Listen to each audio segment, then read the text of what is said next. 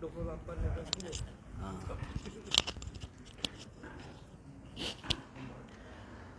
Okey. Kecil sangat. Ada 28. Ada kan 28. Sebab saya ingat. Baik. Tak apa. Tak masalah apa pun. Baik. Assalamualaikum warahmatullahi wabarakatuh. Bismillahirrahmanirrahim. Alhamdulillahi rabbil alamin. Wassalatu wassalamu ala asyrafil anbiya'i wal mursalin Sayyidina wa maulana Muhammadin wa ala alihi wa sahbihi ajma'in. Subhanaka la ilma lana illa ma 'allamtana innaka antal alimul hakim. Wa la haula wa la quwwata illa billahil aliyyil azim. Rabbi shrah li sadri wa yassir li amri wahlul 'uqdatam min lisani yafqahu qawli. Rabbana zidna ilma warzuqna fahma. Amin amin ya rabbal alamin. Baik. Alhamdulillah, tuan-tuan dan puan-puan yang dirahmati Allah, syukur pada Allah Taala. Malam ni kita bertemu lagi dalam rumah Allah Taala, dalam masjid Ampangan ni, Masjid Sending. Kita duduk selepas kita tunaikan solat fardu maghrib berjemaah tadi, kemudian kita duduk pula dalam majlis ilmu, majlis Al-Quran, majlis membaca tafsir Al-Quran. Semoga Allah Ta'ala terima majlis kita pada malam ini dan menjadi sebab pengampunan kita semua. Amin ya rabbal alamin. Jangan lupa juga niat iktikaf, kerana majlis kita yang berlangsung dalam masjid Nawaitul I'tikaf fi hadzal masjidi sunnatan lillahi ta'ala. Baik, malam ni kita sambung surah Al-Ghashiyah. Al-Ghashiyah, muka surat 592, juzuk 30. 592 kan? 592, juzuk 30. Surah Al-Ghashiyah, juzuk 30. Baik. Surah Al-Ghashiyah, juzuk 30. Baik. A'udzu billahi minasy syaithanir rajim.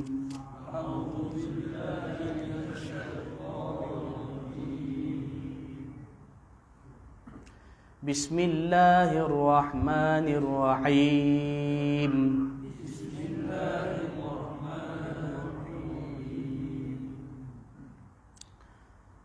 Hal ataka hadithul ghashiyah.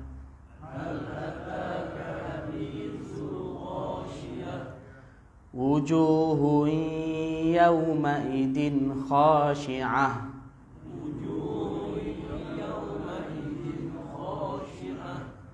Amilatun nasibah.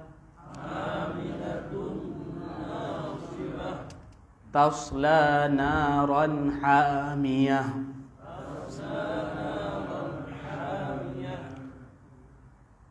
Tusqa min ainin aniyah.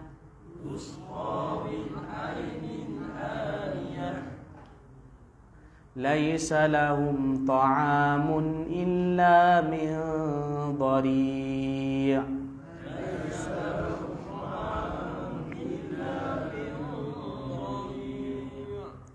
La yusminu wa la yughni min ju'.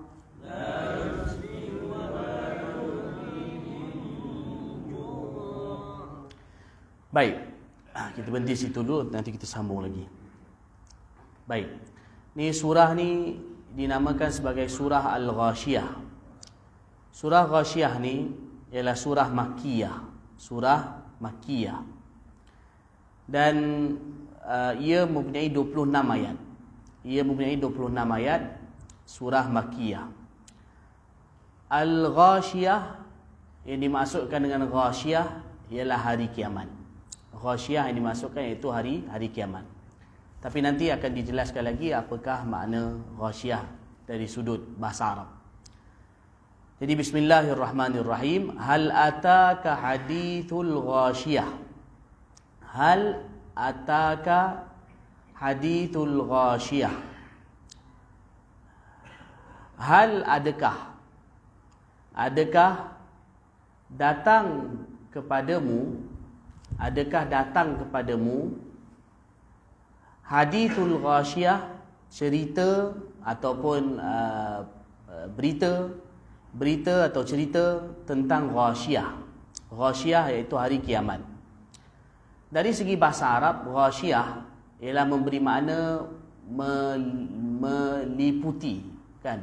Sesuatu yang meliputi. Dia ada ghashiyah yaghsha. Ghashiyah yaghsha bermakna meliputi. Maksudnya menutupi lah, meliputi ataupun menutupi. Itu dari segi bahasa Arab. Hari kiamat dinamakan dengan ghashiyah. Antara nama hari kiamat iaitu dalam bahasa Arab ni dipanggil al-ghashiyah, ialah kerana bila kiamat datang, maka ia akan meliputi semua makhluk dengan kedahsyatannya.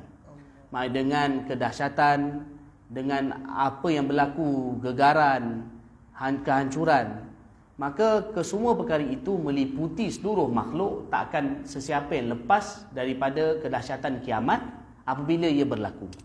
Maka oleh kerana itu hari kiamat dipanggil sebagai ghashiyah.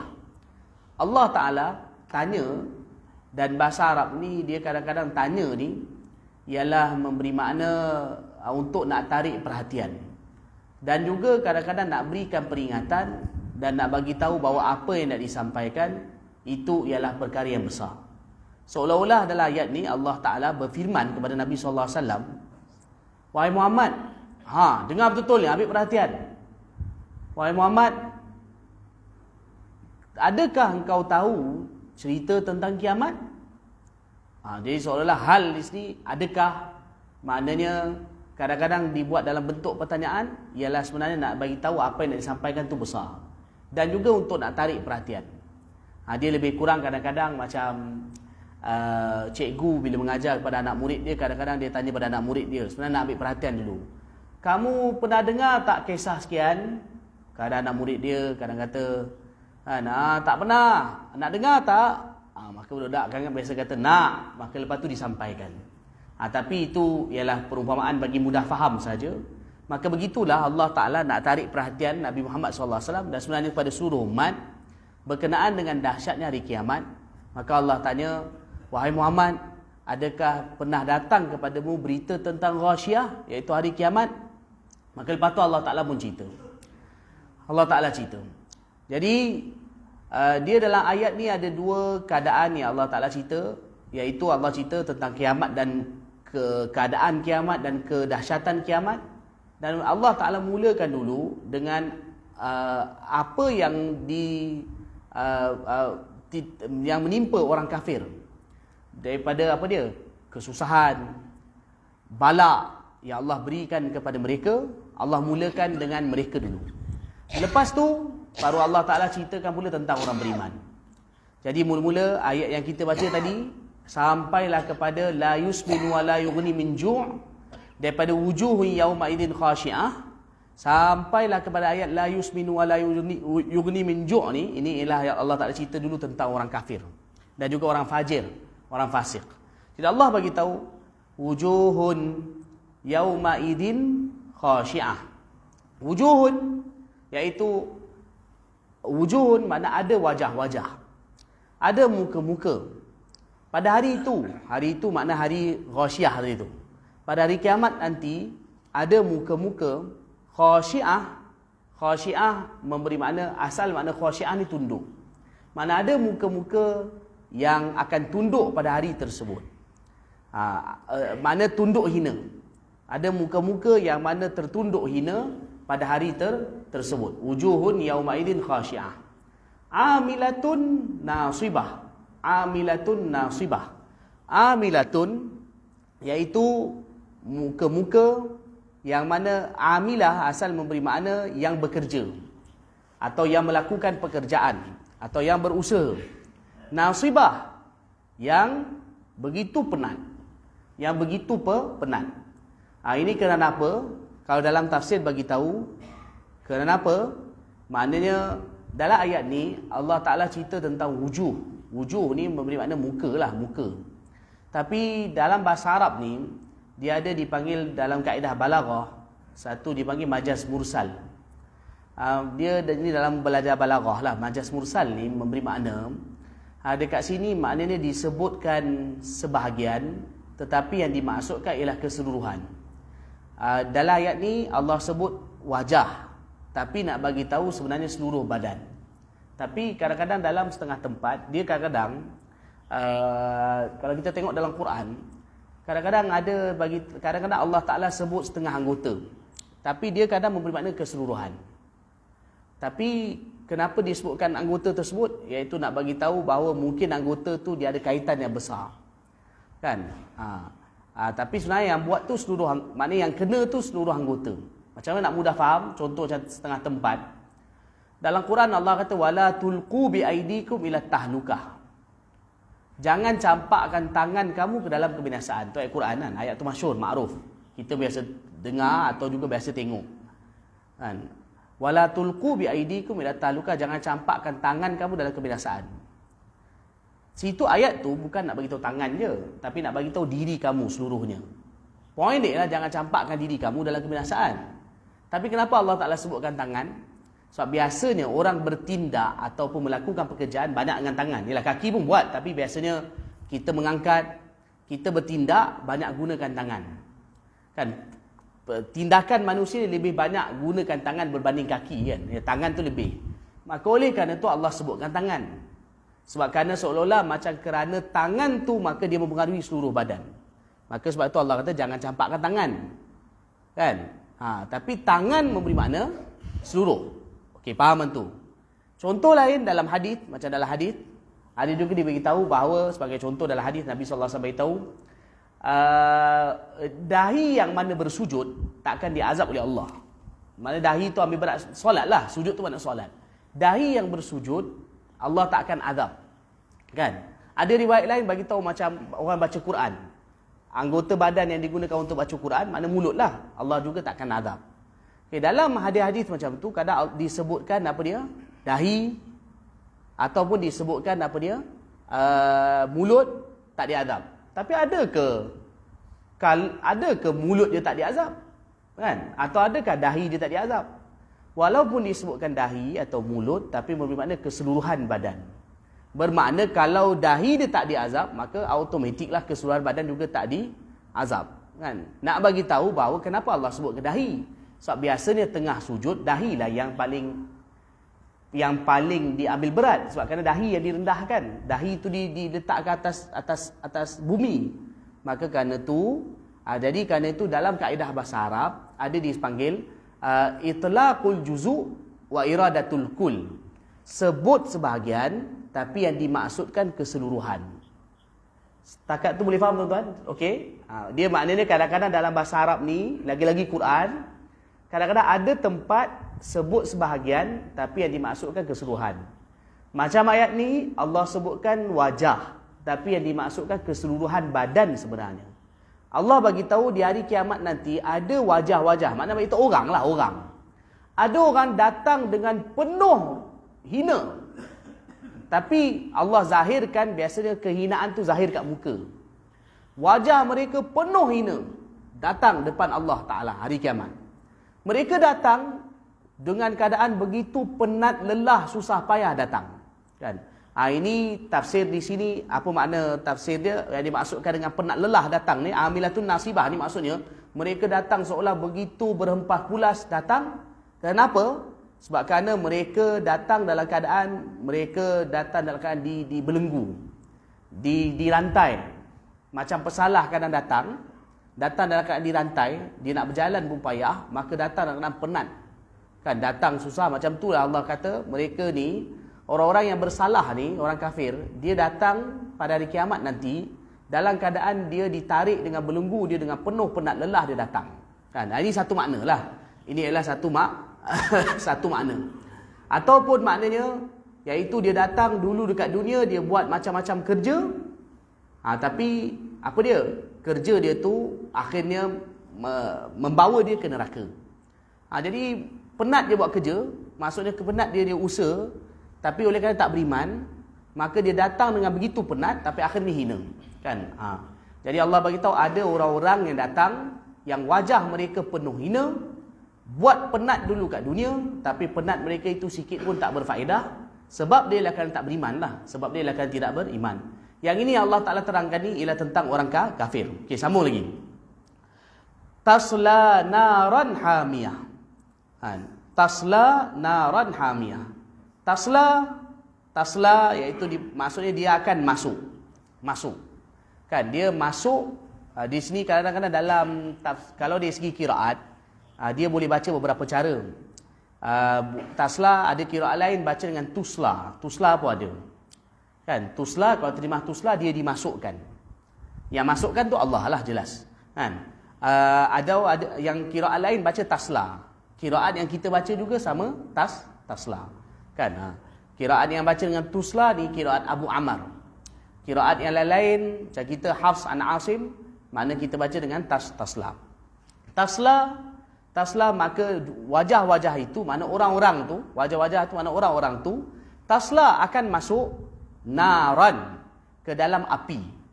Hamiyah yang api yang mana panas menggelegak, panas. Api yang panas. Hamiyah ni maknanya api yang menggelegak, api yang menyala-nyala, api yang begitu panas. Mereka akan masuk ke dalam neraka, dalam api neraka yang amat panas. Tusqa min ainin aniyah. Mereka diberi minum daripada min ainin, tusqa min ainin, mereka diberi minum, tusqa ia diberi minum. Wajah-wajah tu atau orang-orang tu diberi minum min ainin daripada mata air. Aniyah yang memberi makna yang sangat panas, makna menggelegak. Kan? Masuk dalam neraka. Bila masuk dalam neraka begitu haus. Maka haus mereka diberi minum dengan air yang panas menggelegak. Masuk dia air itu dalam perut, hancur seluruh perut. Dengan kerongkong-kerongkong semua hancur. Air yang mana begitu panas. Iaitu tusqa min ainin, ainin ni asal mata air. Aniyah maksudnya diberi daripada air yang mana aniyah yang sangat panas menggelegak. Laisa lahum ta'amun illa min dhari'. Laisa lahum tidak ada. Laisa tidak ada. Lahum bagi mereka. Mereka dari siapa? Kembali kepada pemilik muka-muka tu.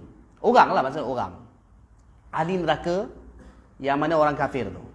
Laisa lahum tidak ada, la bagi hum mereka. Tidak ada bagi mereka ta'amun, apa-apa makanan pun, illa melainkan hanya. Dia ada dalam kaedah bahasa Arab, dia nak bagi tahu kadang-kadang hasar ni nak bagi tahu pengkhususan, maka kadang-kadang akan digunakan tidak dengan tidak. Tidak dan tidak. Laisa tidak dan didatangkan lepas tu melainkan. Ini kalau kita baca dalam bahasa Arab biasa macam tu. Laisa lahum ta'amun illa. Jadi kalau kita terjemah kita akan datangkan dengan hanya. Jadi laisa tidak ada bagi mereka apa-apa makanan pun melainkan. Kan dia lebih kurang macam nak mudah faham, macam kita cakap la ilaha illallah. Di situ sebenarnya ada dua kali nafi. Bila dua kali nafi memberi makna satu hasar pengkhususan, hanya tu yang ada. Hanya tu yang ada. Misalnya kita kata la ilaha, tidak ada Tuhan. Illallah, melainkan hanya Allah. Sebab tu kita terjemah macam tu. Kita datangkan dengan hanya, tidak ada Tuhan melainkan Allah. Melainkan ialah kalau ikut sebenar terjemah halus dia, tidak ada Tuhan melainkan hanya Allah. Sebab apa? Sebab bentuk ayat tu dalam bahasa Arab nafi, la nafi, dan datang lagi illa melainkan. Tu makna nafi jugalah, nafi. Tidak ada Tuhan melainkan hanya Allah.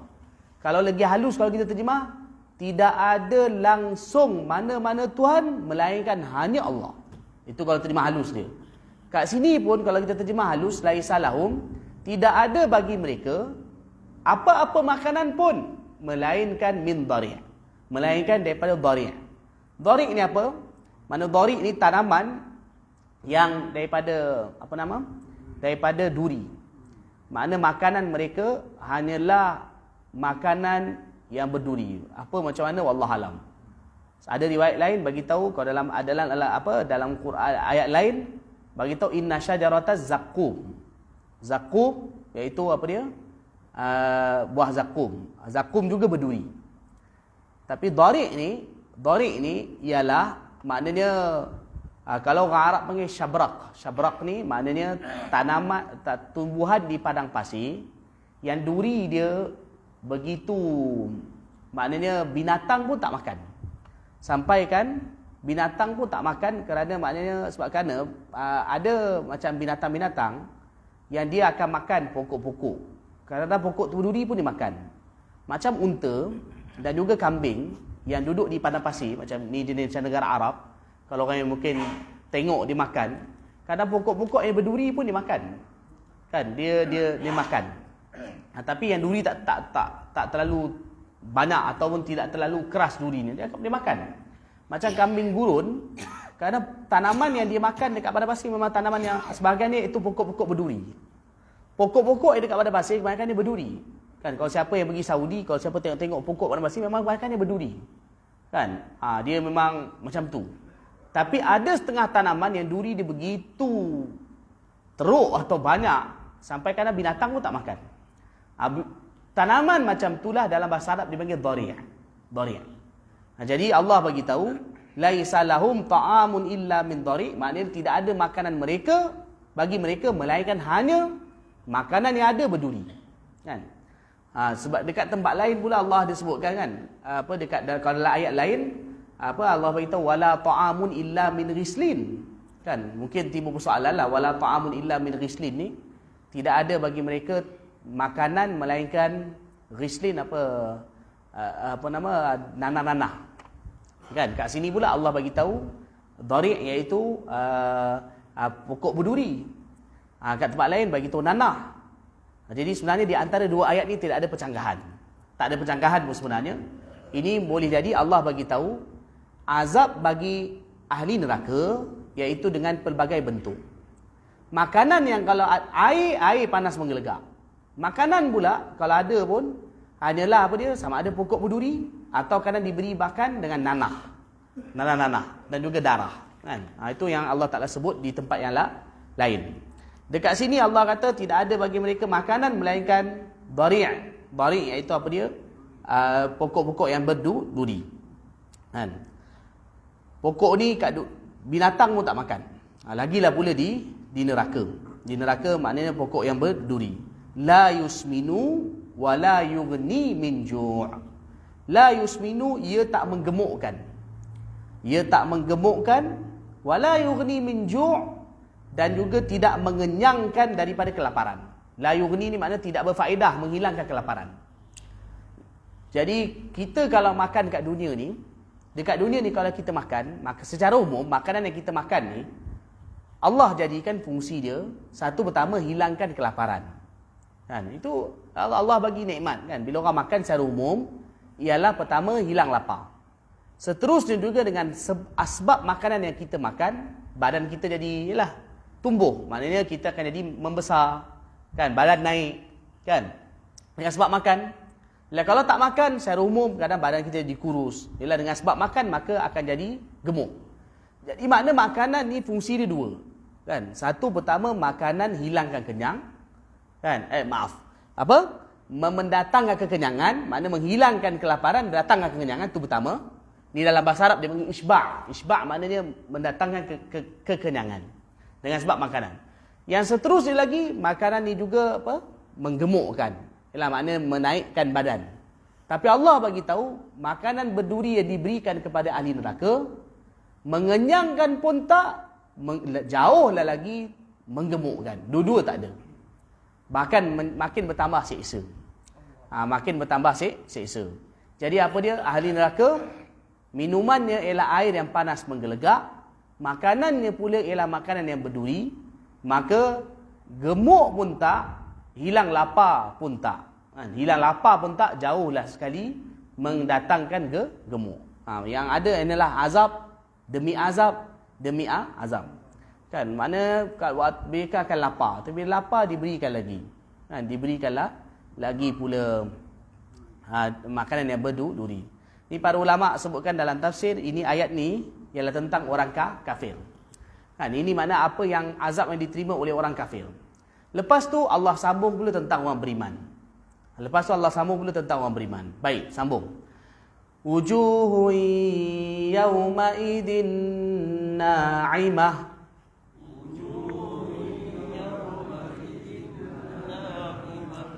li sa'yiha radiyah fi jannatin 'aliyah la tasma'u fiha laghiyah fiha 'ainun jariyah fiha sururun marfu'ah wa akwabun mawdu'ah wa namariqu masfufah wa zarabiyyu mabthuthah. Baik.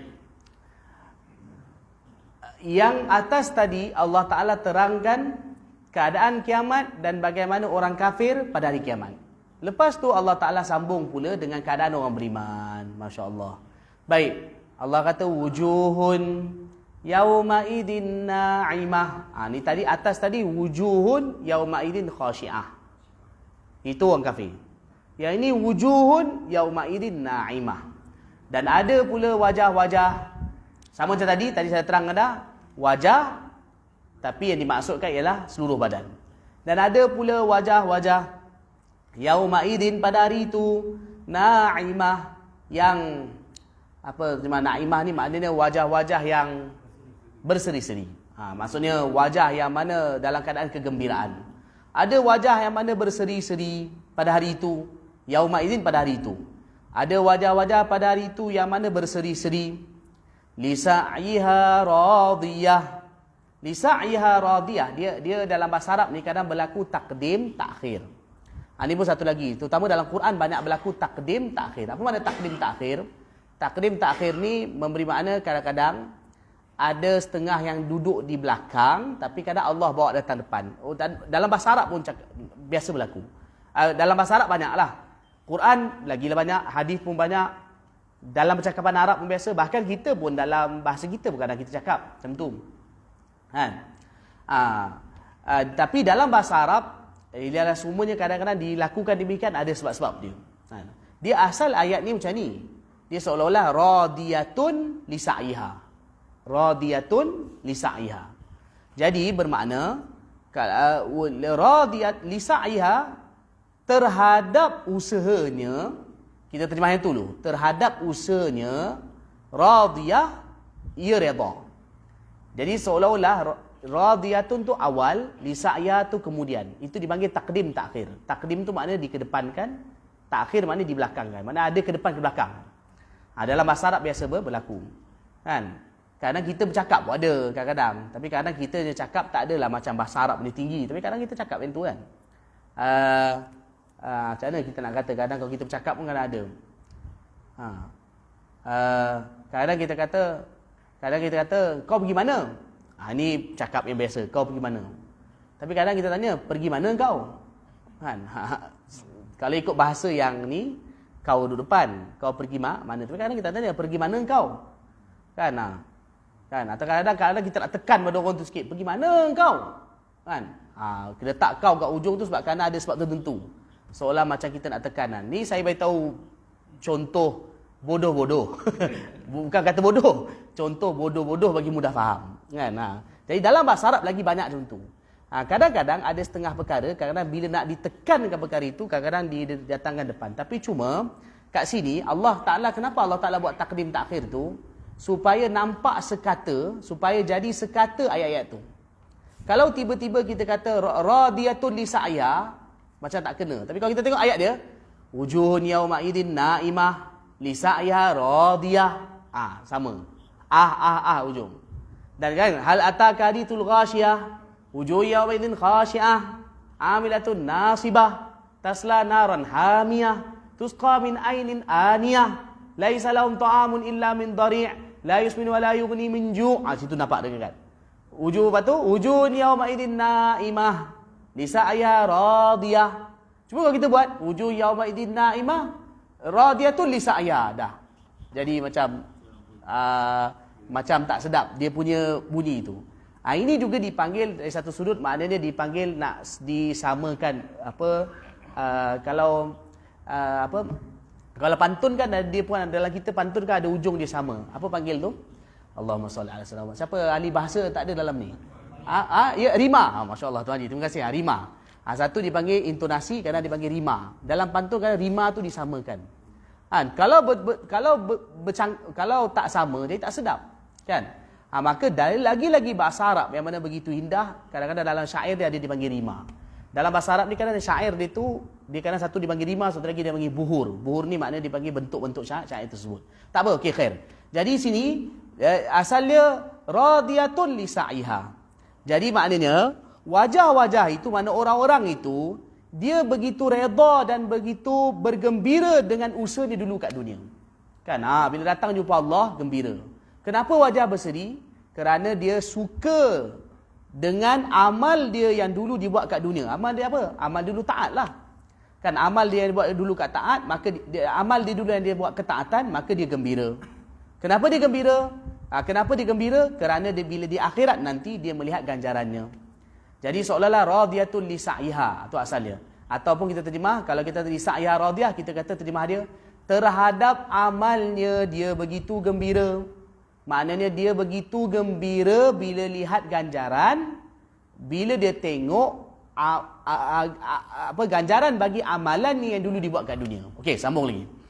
Fi jannatin 'aliyah. Fi jannatin 'aliyah. Ini sebenarnya sambungan dia.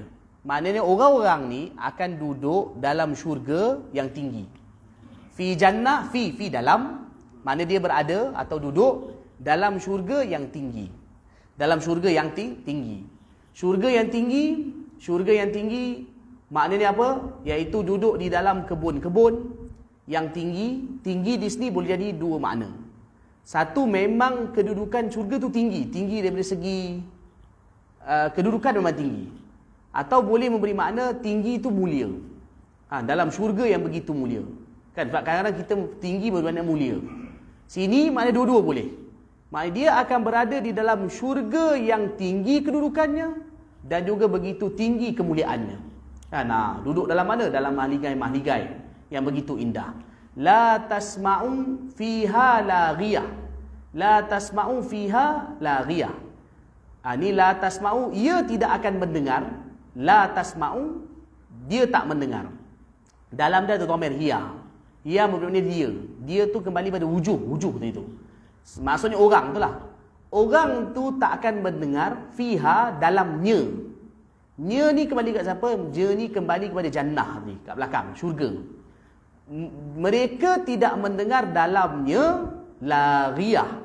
Laghiyah maknanya perkara yang sia-sia. Apa dia? Maknanya dalam syurga tak akan dengar apa dia? Tak akan dengar maki-maki. Tak akan dengar kutuk-kutuk. Dan juga tak akan dengar benda-benda yang lucah, kotor, jijik, semua tak akan dengar. Kan? Kat dunia ni semua tu ada. Kan?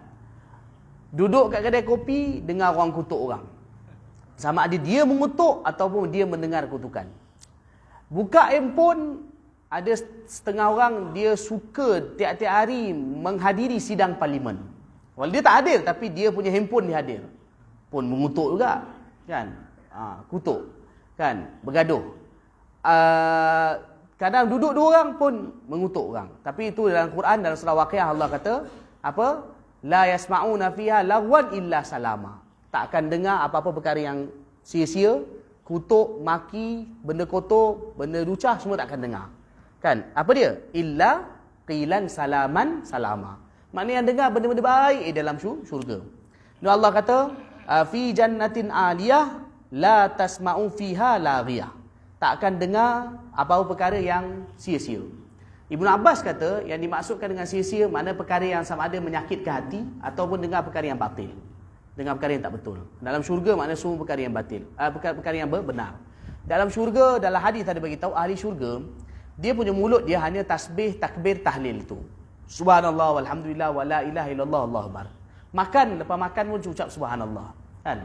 Kemudian kalau nak tambah pun ucap subhanallah. Maka Allah Taala hantarkan lagi kan makanan. Itu ahli syurga. Kan dalam hadis kan beritahu kan yulhamunan nafasa kama yulhamunat takbira wat tasbih kama yulhamunan nafasa wa kama qala Nabi sallallahu alaihi wasallam. Allah Taala akan bagi mereka berilham untuk takbir dan puji Allah seperti mana dekat dunia ni kita bernafas. Kan? Seperti dekat dunia ni kita bernafas, keluar masuk nafas. Macam itulah orang beriman dalam syurga setiap masa takbir tahmid puji Allah Taala, macam bernafas. Maknanya itulah keadaan dalam syurga. Baik, masya-Allah. La tasma'u fiha laghiyah. Tak dengar semua benda-benda yang merepek, yang mengarut, semua tak akan dengar lagi di dalam syurga. Fiha ainun jariyah. Dalamnya, nya tu kembali pada syurga tadi tu, dalamnya ainun, ada mata air. Jariyatun yang mana mengalir. Mana adanya mata air yang mengalir air-airnya. Kan? Sungai lah, sungai. Dalam Quran, Allah Ta'ala ada bagi tahu bahawa di tempat lain, Allah Ta'ala bagi tahu bahawa dalam Quran, apa dia? Allah akan bagi 4 syurga. Kan? Allah Ta'ala ada bagi tahu 4 syurga. Ada juga tafsir bagi tahu yang dimaksudkan dengan mata air di sini. Ini ialah selain daripada mata air sungai syurga. Satu yang Allah bagi sungai. Sungai dalam Quran yang Allah bagi tahu satu iaitu mathalul jannati allati wa'idal muttaqun fiha anharum min ma'in ghairi asinin wa anharum min labanin lam yataghayyar ta'muhu wa anharum min khamrin ladzatin lisyaribin wa anharum min asalin musaffa. Satu dalam Quran Allah bagi syurga, sungai. Sungai dalam syurga, satu sungai yang air jernih. Yang kedua, sungai susu. Sungai arak dan juga sungai madu. Itu sungai. Tapi yang ayat ini pula, ada setengah mufassir mengatakan, ahli tafsir mengatakan, mata air di sini ialah mata air salsabil. Mata air salsabil. Sebab kat sini kalau Allah kata ainun. Ainun makna mata air. Kan? Iaitu mata air dipanggil mata air salsabil. Iaitu Allah sebut dalam surah Al-Insan tu. An ainan fiha tusamma salsabila. Ainan fiha tusamma salsabila. Ada mata air, yang mata air itu dipanggil salsabil. Salsabil. Jadi Allah bagi pada ahli syurga mata air yang mengalir air, yang mata air itu dipanggil salsabil. Salsabil.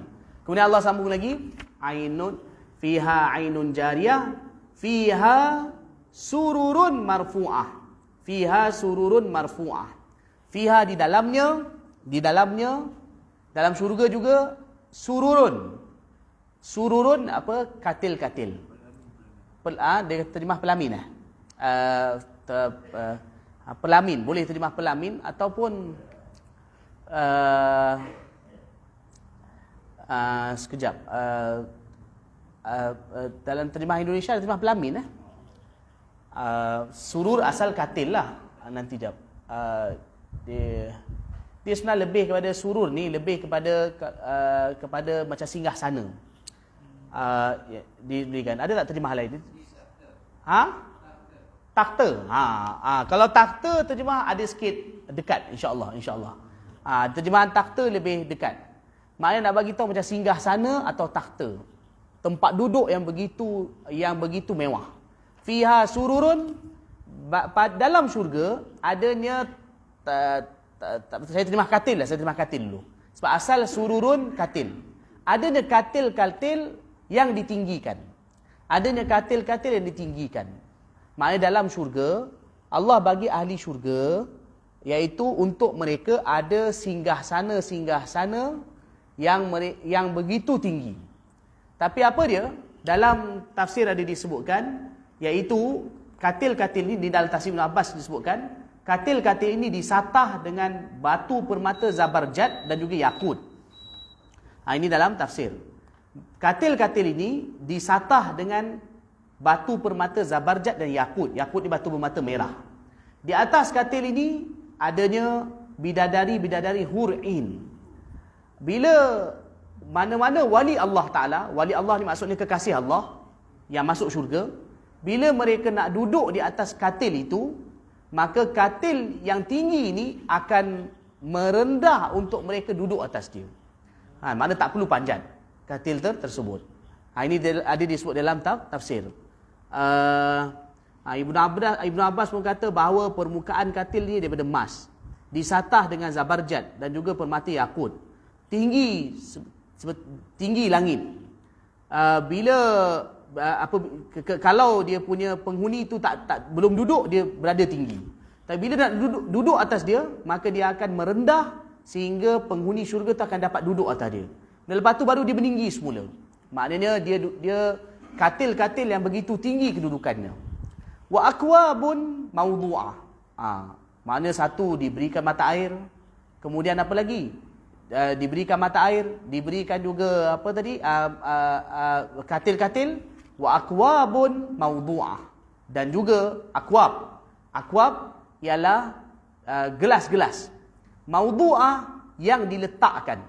Gelas-gelas dan yang diletakkan. Dalam syurga ada gelas-gelas yang diletakkan. Gelas-gelas ini ialah gelas-gelas yang diletakkan di tepi mata air tu, yang disediakan untuk mereka minum. Maknanya diberikan gelas-gelas yang disediakan untuk mereka minum. Tapi kalau kat dunia, kalau nak minum, sama ada kita kena ambil sendiri atau orang lain tolong ambilkan. Tapi di akhirat nanti, bila orang tu nak minum saja, gelas tu sendiri akan pergi celup diri dia sendiri, cedok air dengan sendirinya, kemudian akan datang ke mulut orang tersebut. Dia akan minum. Maknanya di dalam syurga bukan lagi tempat penat. Kan? Kalau kat dunia ni, kita memang kena penat. Nak minum air pun kadang kita kena tuang sendiri, atau mungkin orang lain kena hidangkan. Tapi dalam syurga, ialah semuanya berlaku sendiri. Kan? Itu dalam syurga. Kan? Dalam hadis tu ada beritahu, kadang bila ahli syurga nak makan burung tu terbang. Dia kata teringin nak makan burung. Terus burung tu jatuh dalam keadaan dah dipanggang, jatuh depan dia, maka dia pun makan. Bila makan, maka lepas tu dia akan sendawa. Bila dia sendawa, burung tu hidup semula, terbang semula. Ini ada disebutkan di dalam tafsir, dalam hadis. Ini cerita tentang bagaimana nikmat syurga. Maka begitu juga gelas-gelas yang Allah sediakan. Gelas-gelas itu diletakkan di mana? Di tepi-tepi mata air yang disediakan untuk orang ahli syurga diminum. Baik, minta azan dulu. Azan dulu.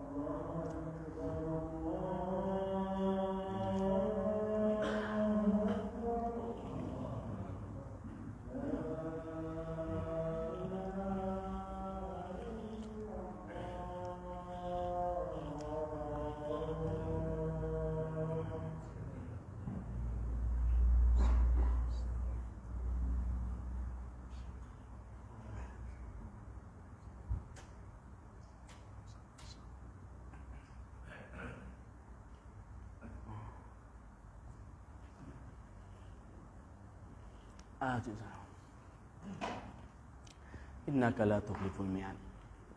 Baik. Wa akwabun mawdu'ah, dan juga dalam syurga ada gelas-gelas. Akwab ni dia jamak. Kalau satu dia dipanggil kub satu. Jamak dia akwab. Dalam syurga ada gelas-gelas yang diletakkan di tepi mata air. Mawdu'ah maknanya diletakkan. Dia diletakkan maknanya gelas-gelas yang terletak di tepi mata air yang disediakan untuk ahli syurga minum. Tapi ahli syurga tak perlukan kepada sesiapa pun untuk penuhkan atau untuk nak isi air untuk dia nak minum. Bila dia nak minum, maka dengan sendirinya gelas tu penuh dan kemudian dia akan minum daripada gelas tersebut. Baik. Wa namariqu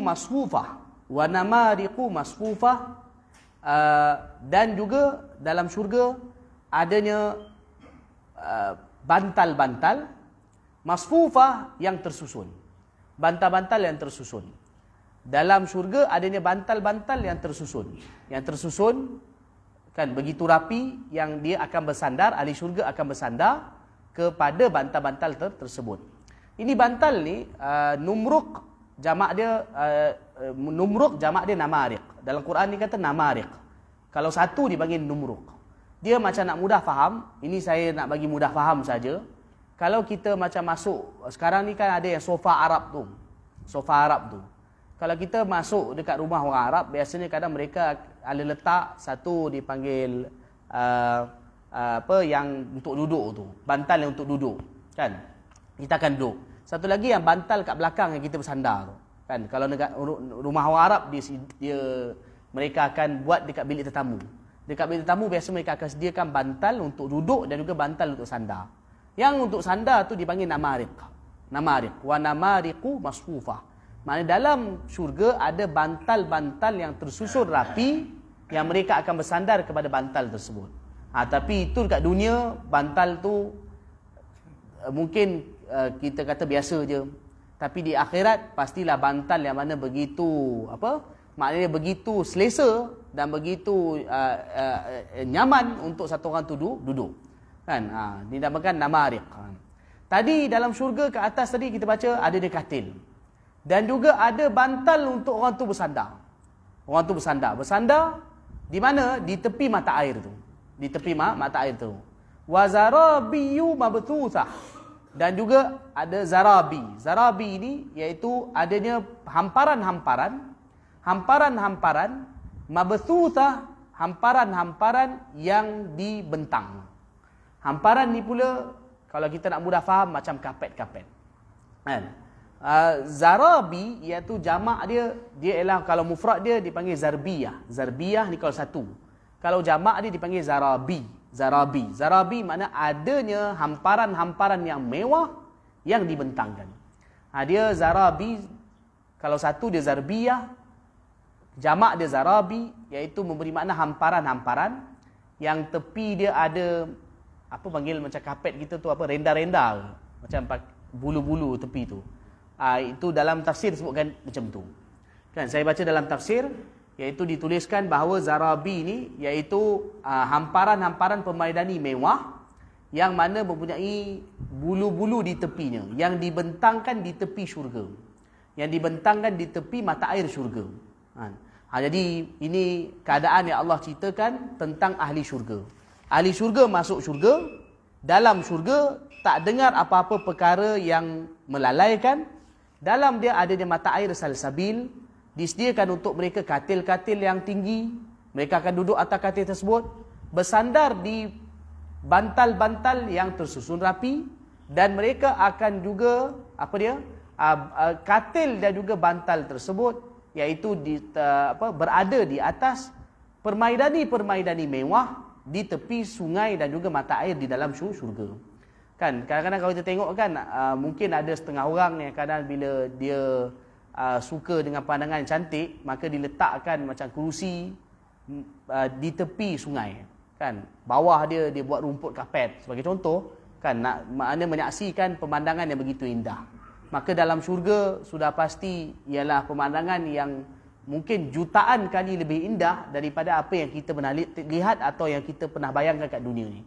Sebab dalam syurga tak boleh nak dibayangkan, kan?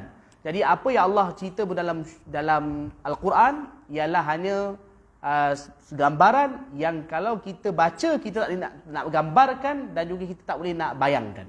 Sebab dalam hadis tu ada sebutkan bahawa fiha ainun ainun a'adtu li ibadiyas salihin ma la ainun ra'at wala udhunun sami'at wala khatara ala qalbi bashar. Kan faqra'u, Nabi itu faqra'u in syi'tum fala ta'lamu nafsum ma ukhfiya lahum min qurrati ayunin jazaa'an bima kanu ya'malun. Allah bagi tahu bahawa aku sediakan untuk hamba aku yang soleh nikmat-nikmat yang mana tak pernah mana-mana mata pandang, wala udhunun sami'at, dan tak pernah mana-mana telinga dengar, wala khatara ala qalbi bashar, dan tak pernah terlintas dalam mana-mana hati manusia. Allah kata nak baca. Kalau kau nak baca, kat mana Allah cerita? Allah kata, Nabi bagi tahu baca ayat Quran. Kat ayat Quran apa dia? Fala ta'lamu nafsun ma ukhfiya lahum min qurrati a'yun. Iaitu ayat tu mana nak bagi tahu nikmat syurga yang Allah bagi ke akhirat nanti. Orang tu akan gembira bila tengok nikmat syurga tersebut, kerana semua yang dia tengok rare, tak pernah ada kat dunia ni. Kan? Itulah nikmat syurga.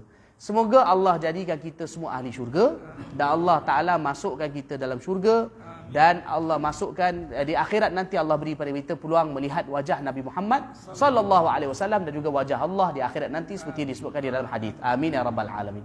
Baik. Kita berhenti sampai situ. Sebelum kita tutup majlis, surah Al-Ghashiyah ni dia sebenarnya mengandungi dua perkara yang utama. Maksudnya dia mengandungi dua poin yang utama, dua perkara yang utama. Perbincangan yang utama dalam surah Ghashiyah ni dua. Yang pertama ialah Allah Ta'ala ceritakan tentang kiamat dan bagaimana keadaan orang kafir dan orang beriman. Itu bahagian yang pertama. Jadi Allah cerita tentang hari kiamat, apa yang diterima oleh orang beriman dan juga orang kafir. Allah cerita dengan orang kafir dulu, kemudian Allah cerita orang beriman. Itu pertama. Jadi itu yang pertama tu kita dah baca sampai ke ayat wazarabiyu mabthuta. Lepas tu poin yang kedua yang Allah cerita di dalam surah Al-Ghashiyah ini ialah Allah cerita tentang dalil-dalil dan hujah yang menunjukkan kepada keesaan Allah Ta'ala dan kekuasaan Allah Ta'ala, iaitu Allah cerita tentang beberapa makhluk. Maknanya itu cerita tentang kekuasaan Allah. Mana siapa yang kalau beriman maka dia akan dapat macam nikmat kat atas itu. Siapa yang ingkar tak beriman maka dia akan hina macam yang kita baca kat atas. Jadi seolah-olah Allah susuli dengan dalil tersebut ialah maknanya untuk Allah nak bagi tahu siapa yang beriman maka dia berjaya, siapa yang tak beriman maka dia gagal macam yang kat atas tu. Jadi dekat mana yang Allah cerita tentang dalil tu? Dekat dalil tu yang kat depan tu. Ayat yang kat depan kita tak baca dulu, nanti kita akan sambung. Afala yanzurun tu, afala yanzuruna ilal ibili kaifa khuliqat wa ila samai kaifa rufi'at wa ilal jibali kaifa nusibat tu, itu ialah poin yang kedua yang Allah cerita, tapi kita tak baca lagi. Jadi poin yang pertama kiamat dan apa yang diterima orang beriman dan orang kafir kita dah baca. Poin yang kedua tentang dalil-dalil yang Allah tegakkan untuk nak tarik supaya orang beriman. Tapi kalau siapa tak nak beriman, maka dia akan gagal dan hina. Itu kita akan baca, akan datang. Iaitu ayat afala yanzuruna ilal ibili kaifa khuliqat sampailah akhir. Baik. Okey. Wallahu alam. Bahkan juga di dalam yang bahagian tak apalah, bahagian kedua nanti kita akan sambung lagi. Baik, tuan-tuan dan puan-puan dirahmati Allah, segala ayat Quran yang kita baca ni, dan malam ni kita baca Quran, kita juga baca tafsir, kita juga mendengar Quran dan juga mendengar tafsirnya. Maka ini adalah termasuk amal soleh, dan antara amal soleh ialah baca Quran. Maka kita niatkan amal soleh yang kita lakukan, kita bertawassul kepada Allah dengan amal soleh ini supaya Allah Ta'ala berikan kemenangan kepada umat Islam di Palestin. Allah bantu saudara se-Islam kita di Gaza, Allah berikan kemenangan kepada mereka, dan Allah bebaskan Masjidil Aqsa daripada tangan Yahudi Zionis. Allah kembalikannya ke tangan umat Islam, dan Allah bantu umat Islam di seluruh dunia. Amin ya rabbal alamin. Wa sallallahu ala sayyidina Muhammad wa ala alihi wa sahbihi wa baraka wa sallam. Alhamdulillahi rabbil alamin.